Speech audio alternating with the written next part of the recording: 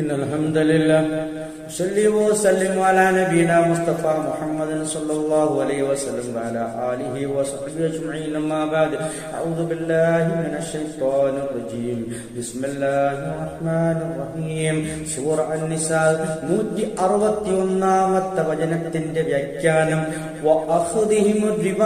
അവർ പലിശ വാങ്ങിയത് നിമിത്തവും ഈ ഇരുലോകത്തും അവർക്ക് കഠിനമായ ശിക്ഷ അവർക്ക് ലഭ്യമാകാനുള്ള കാരണമാണ് വീണ്ടും അല്ലാഹു എണ്ണി പറയുന്നത്.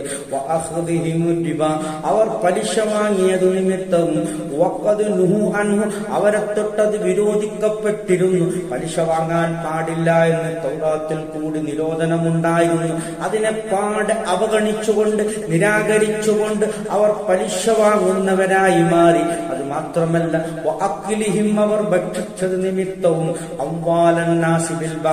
ജനങ്ങളുടെ മുതൽ ജനങ്ങളുടെ ധനം ബിൽ ബാത്തിൽ അന്യായമായി ഭക്ഷിച്ചത് മൂലവും നോക്കൂ പലതരത്തിലുള്ള കൈക്കൂലികൾ അവർ വാങ്ങി. അത് മാത്രമല്ല സാധാരണ ജനങ്ങളെ മതത്തിന്റെ പേരിൽ പലതും പറഞ്ഞു പറ്റിച്ചുകൊണ്ട് ചൂഷണം ചെയ്ത് ആ അന്യായമായ രൂപത്തിൽ ജനങ്ങളുടെ ധനം തട്ടിയെടുത്ത് ഭക്ഷിച്ചത് നിമിത്തവും അതുപോലെ പലിശ ഭക്ഷിച്ചത് നിമിത്തവുമാണ് അവർക്ക് ഈ രൂപത്തിലുള്ള ഇരുലോകത്തുമുള്ള ശിക്ഷക്ക് അവർ പത്രീഭൂതരാകുന്നതിന്റെ കാരണമെന്നെടുത്തു പറയുകയാണ്.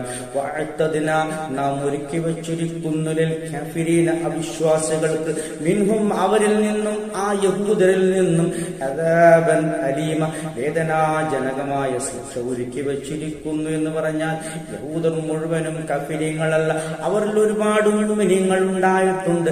മദീനത്ത് തന്നെ നോക്കൂ നിങ്ങൾ, അബ്ദുല്ലാഹി ഇബ്നു സലാമിനെ പോലെയുള്ള വലിയ യഹൂദ പണ്ഡിതർ ഇസ്ലാമിലേക്ക് കടന്നു വന്നിട്ടുണ്ട്. അതാണ് അല്ലാഹു സുബ്ഹാനഹു വ തആല മിൻഹും അവരിൽ നിന്നുള്ള കാഫിരീങ്ങൾ എന്ന് പ്രത്യേകം പറയാനുള്ള കാരണം. ചിലർ അതിൽ നിന്നും ഒഴിവാണ് എന്നാണ് അതിന്റെ ചുരുക്കം. ഈ രൂപത്തിൽ അവിശ്വാസികൾക്ക് അതികഠിനമായ ശിക്ഷ അല്ലാഹു സുബ്ഹാനഹു വ തആല ഒരുക്കി വച്ചിട്ടുണ്ട്.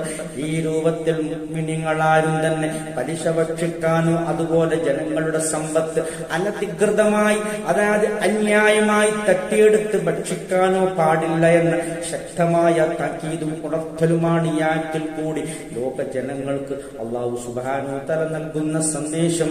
ആഖിറു ദഅവാനാ അൽഹംദുലില്ലാഹി റബ്ബിൽ ആലമീൻ.